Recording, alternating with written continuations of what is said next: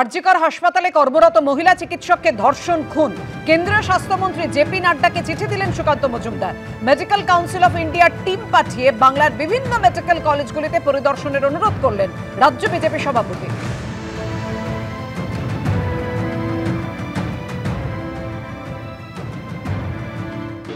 আমি আরজিকর নিয়ে চিঠি লিখেছিলাম যে আরজিকরে একের পর এক দুর্নীতি হচ্ছে, সেই দুর্নীতির অভিযোগ প্রিন্সিপালের দিকে যাচ্ছে, এর তদন্ত হওয়া উচিত, তাকে সরিয়ে তদন্ত হওয়া উচিত।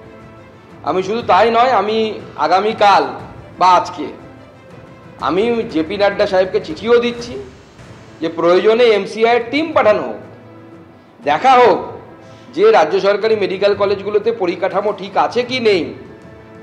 যদি পরিকাঠামো ঠিক না থাকে তাহলে তো সেখানে পড়াশোনা চলতে পারে না। আরজিকর হাসপাতালে কর্মরত মহিলা চিকিৎসককে ধর্ষণ খুনের ঘটনার পর চিকিৎসক পড়ুয়ারা বারবার যে বিষয়টা নিয়ে প্রশ্ন তুলছেন হাসপাতালের নিরাপত্তা এবং সুরক্ষা নিয়ে, আর তারপরে কেন্দ্রীয় স্বাস্থ্যমন্ত্রীকে চিঠি দিলেন সুকান্ত মজুমদার। মেডিকেল কাউন্সিলের টিম পাঠাতে অনুরোধ করলেন তিনি। রাজ্যের মেডিকেল কলেজগুলোর কি হাল তা খতিয়ে দেখতে মেডিকেল কাউন্সিল অফ ইন্ডিয়ার টিম পাঠাতে অনুরোধ বিজেপি রাজ্য সভাপতি সুকান্ত মজুমদারের।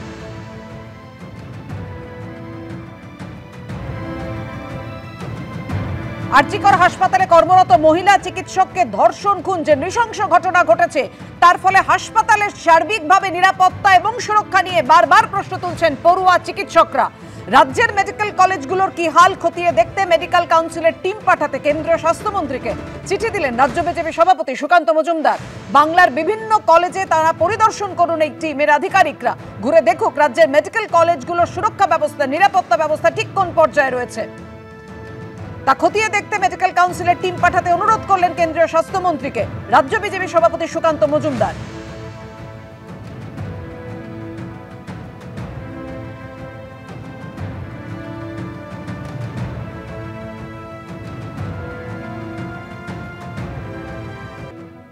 আরজিকরের মহিলা চিকিৎসক খুনে ও ধর্ষণের ঘটনায় ধৃত সিভিক ভলেন্টিয়ার সঞ্জয় রায়, তার যে কীর্তি, একের পর এক কীর্তি সামনে আসছে, কতটা প্রভাবশালী ছিল এই সঞ্জয় রায়। কারণ পুলিশ বাহিনীতেই সিভিক ভলেন্টিয়ার সঞ্জয় কতটা প্রভাবশালী ছিল সেটা একটা কথাতেই পরিষ্কার।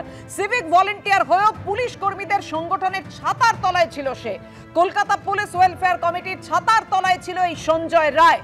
হাসপাতালে ভর্তি পুলিশ কর্মীদের পরিবারের সদস্যদের খোঁজ খবর রাখাই ছিল সঞ্জয়ের কাজ।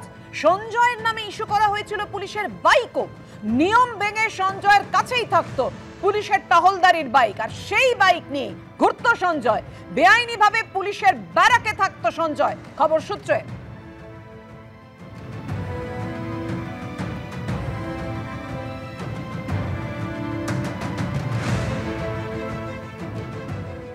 আমরা এই মুহূর্তে দাঁড়িয়ে রয়েছি বডিগার্ড লাইন্সে, এবং যে বিল্ডিং এর সামনে দাঁড়িয়ে রয়েছি সেখানে লেখা রয়েছে কলকাতা পুলিশ ওয়েলফেয়ার কমিটি, তলায় memo number central committee bodyguard lines.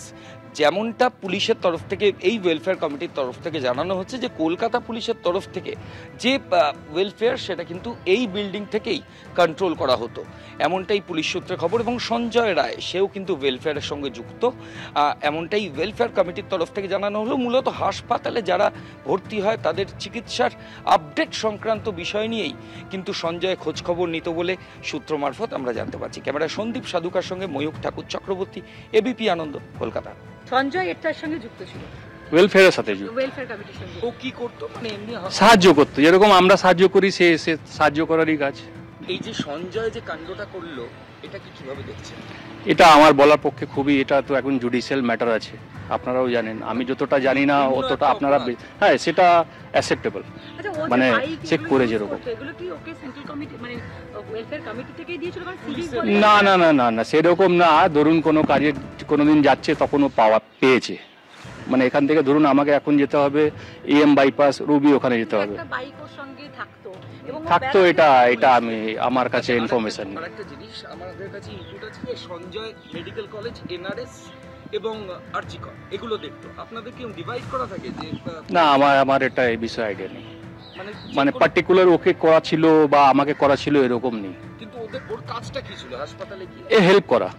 ও কি এই অফিসে বসতো? না না, অফিসে। তাহলে কি কোথায়, মানে ও যেহেতু কলকাতা পুলিশের ডিএমজিতে পোস্টিং কিন্তু ওয়েলফেয়ারের সঙ্গে যুক্ত, তা কলকাতা পুলিশের অ্যাসাইন করা কাজ করতো না, তাহলে ও থাকতো কোথায়? দুপুরবেলা একটা মানুষ কাজে তো সিভিক বেলা এক্স্যাক্টলি ওর ব্যাপারে পার্টিকুলার দেখুন, ওর তো কলকাতা পুলিশ তো অনেক বড় ইউনিট, পার্টিকুলার একজনকে কাউকে চেনে রাখা মানে কে সে কোথায় বসতো এই ব্যাপারে আমার সেই আইডিয়া নেই।